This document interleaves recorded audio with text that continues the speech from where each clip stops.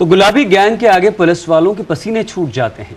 ये उन महिलाओं का ताकत का भरा पूरा गैंग है जिन्हें नाइंसाफी जरा भी नहीं भाती। उत्तर प्रदेश पुलिस भले ही जांच का ऐलान करे, लेकिन इन महिलाओं ने अपने तरीके से डीजीपी साहब पर डंडा चला दिया। 3 तस्वीरें आपके सामने हैं। एक में डीजीपी साहब के लिए हवन की, तो दूसरे में खाकी वर्दी वालों को सबक सिखाने का, और तीसरी तस्वीर में ट्रेनिंग कैंप बता रहा है कि इन महिलाओं के इरादे कितने खतरनाक हैं। चूड़ियों वाले हाथ जब डंडा और लाठी थाम लें तो पुलिस के होश उसी तरह से उड़ जाते हैं जिस तरह तस्वीर में दिख रहा अफसर कांप रहा है। गुलाबी गैंग से आपको मिलवाएंगे उनकी दास्तान, खुद उनकी जुबानी हम आपको सुनवाएंगे। बस आप हमारे साथ बने रहिए और देखिए कि गुलाबी गैंग आखिर भला क्या है।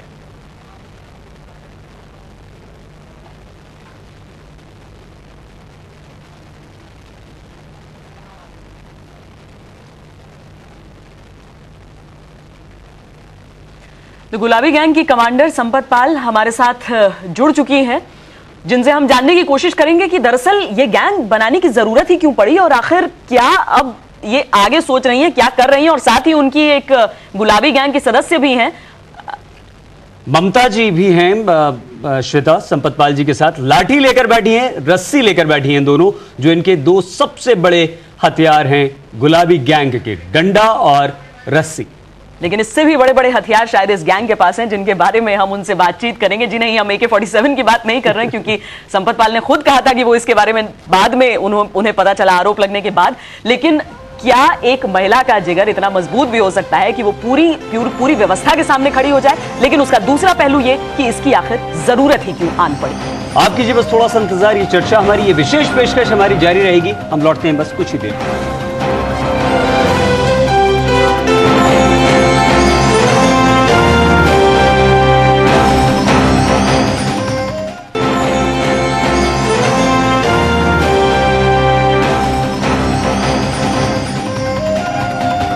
आप देख रहे हैं रोजाना 10 बजे और हम गुलाबी गैंग की बात कर रहे हैं। गुलाबी गैंग की कमांडर हैं संपत, आदिवासी इलाके की 8वीं पास दलित महिला। इस महिला ने अपने साथ कई और महिलाओं को जोड़ा, धीरे धीरे हजारों महिलाएं इससे जुड़ गईं। अब संपत पाल सचमुच का गैंग बनाकर चलती है, सैकड़ों महिलाएं उसके आगे पीछे चलती हैं।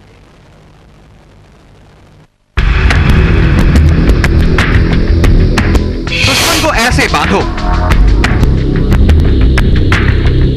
उसकी पिटाई ऐसे करो, अपनी लड़ाई ऐसे लड़ो।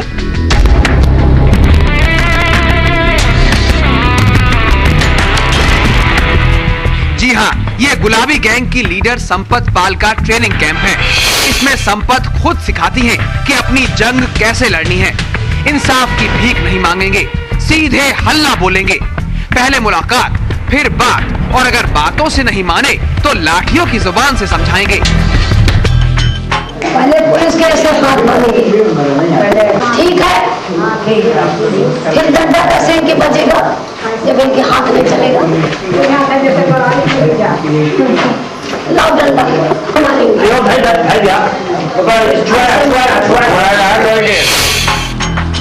गैंग की महिलाएं सबक भूल न जाएं, लिहाजा संपत ब्लैक बोर्ड पर लिखकर बताती हैं, समझाती हैं कि पुलिस से कैसे लड़ना है। हालांकि बुंदेलखंड में डाकुओं की बंदूकें गरजती हैं, लेकिन गुलाबी गैंग की नजर में सबसे बड़े डाकू हैं पुलिस वाले। पुलिस से वफादार कुत्ते होते हैं, मगर इनके तमीज नहीं है। कैसे महिलाओं से बात की जाती है, ये बिल्कुल अपनी जैसे बोलते रहते हैं। अगर जरा से बदतमीज का तो सारी महिलाएं रस्सी से बांध देती हैं, फिर उसको या मार देती हैं, ताला भी लगवा देती हैं। गुलाबी गैंग का नाम सुनते ही कुछ अटपटा लग सकता है, लेकिन बुंदेलखंड में तो गुलाबी गैंग इंसाफ की आवाज का नाम बन चुका है। 3 साल पहले एक दलित महिला संपत पाल ने बांदा में गुलाबी गैंग बनाया था। मेरा नाम संपत पाल है, गुलाबी गैंग की कमांडर हूँ। हमारे महिलाएं 500 महिलाएं हमारी गुलाबी साड़ियां की वस्त्र पहन लिया है, और गुलाबी गैंग जो हम बनाया है इसलिए कि हमारी महिलाएं कहीं धरना प्रदर्शन पर जाती हैं, शायद कोई महिला भटक जाए, उससे हमें पता चलता है। संपत पाल अकेली चली थी, लेकिन धीरे धीरे कारवां बनता गया। 1 से 2, 2 से 4 और 4 से 1000 तक पहुंचने में देर नहीं लगी। अब इस गैंग ने बुंदेलखंड के भ्रष्ट अधिकारियों और पुलिस वालों की नाक में दम कर रखा है। किसी भ्रष्ट अधिकारी और पुलिस वाले को सजा देने के लिए गुलाबी गैंग की महिलाएं हाथों में लाठियां लेकर सीधे उसके दफ्तर पहुंच जाती हैं और नतीजा ये होता है कि भ्रष्ट पुलिस वाला हो या अफसर, वहां से भाग जाने में ही अपनी खैर समझता है।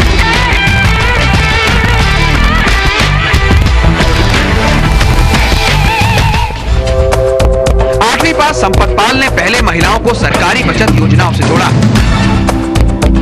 संपत पाल ने सारे बंधन तोड़ दिए, 100-100 रुपए जोड़कर गुलाबी साड़ियां खरीदी और यही बनी गैंग की बनी।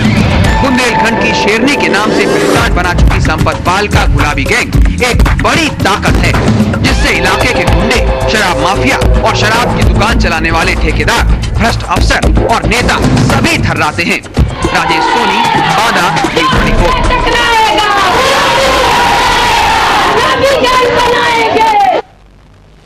जो हमसे टकराएगा चूर चूर हो जाएगा। संपत पाल जो कमांडर हैं इस गैंग की, हमारे साथ हैं और संपत जी के साथ उनकी एक सहयोगी भी है ममता जी।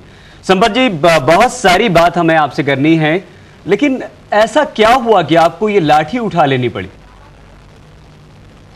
हाँ जी, ऐसा है, यहाँ ज्यादा बहुत भ्रष्टाचार है हमारे बुंदेलखंड में।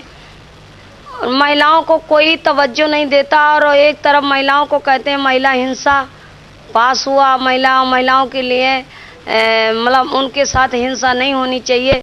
तो कागज में और सर ऐसा नहीं है कि महिलाओं को अभी कभी अधिकार मिला है।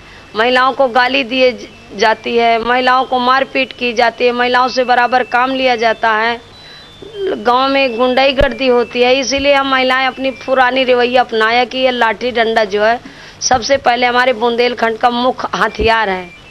संपत जी, पहला वाकया क्या हुआ था? क्या शुरुआत से ही आपको विश्वास नहीं था, भरोसा नहीं था कि कानून के रखवाले जो बैठे हुए हैं पुलिस वाले, वो आपकी मदद करेंगे? क्या कभी ऐसा हुआ कि आप गई हो या कोई महिला गई हो और उसके बाद किसी ने सुनी ना हो आपकी और इसीलिए आपने लाठी उठाई, या फिर आपका पहला हथियार ही ये लाठी थी? नहीं, पहले हमको ये ज्ञान नहीं था। जब हमारे लोगों के साथ अन्याय हुआ तभी हम ये लाठी डंडा उठाया। जैसे एक मर्री दाई रही वहाँ की पौहार की, और वो बेचारी गई और उसको पुलिस ने हड़का के भगा दिया और चमारिन कह के भगा दिया। वो आई बेचारी हमारे पास, तो उन्होंने कहा कि बहन जी हमारी कोई नहीं सुन रहा है, ये दरोगा मुझको मारा भी है और दरोगा मेरी बात भी नहीं सुन रहे।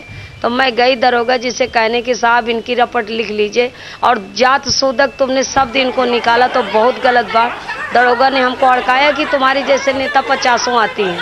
हमने कहा ठीक है, हम 50 नेता लाएंगे। तो हम दूसरे दिन 50-60 महिलाएं लेके गई और लाठी डंडा लेके गई कि कहीं ऐसा ना हो पुलिस हमको मारना न शुरू कर दे। तो वही रवैया उन्होंने शुरू की, लेकिन हमने लाठी डंडा जब हम लेके गए तो वो हमको डर गए और हमारी बात फिर मानी गई। फिर एक बार और हुआ था, ये ऐसे तो 2-3-4 बार हमसे पुलिस से नोक-झोंक हुई है। चौथी बार ही हमको थाने में जब दरोगा ने डंडा उठाया तब हम लोग अपना डंडा और रस्सा उठा ली थी। तो इस तरह गुंडाई वहाँ पुलिस बहुत करती है, वो आज भी कर रही है। अभी 2-3 महिलाओं को मारा है, एक को नाम था सुमन और एक का नाम था बुधिया, एक का नाम था बिमला। उन तीनों की खोपड़ी फोड़ डाली गुंडा। आज भी उनकी कहीं FIR नहीं लिखी गई। फिर जब हम लोग मिल के गए तो उनकी FIR लिखी गई। इसके